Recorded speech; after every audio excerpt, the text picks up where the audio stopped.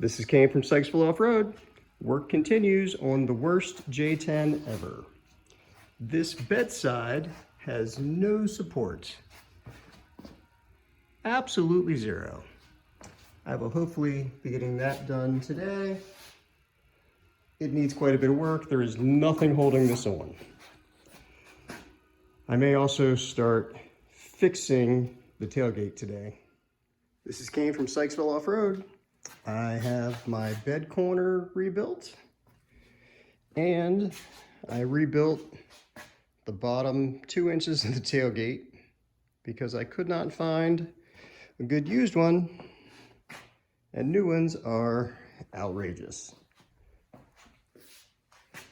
With enough work, you too can fix a total piece of shit. Have a good night.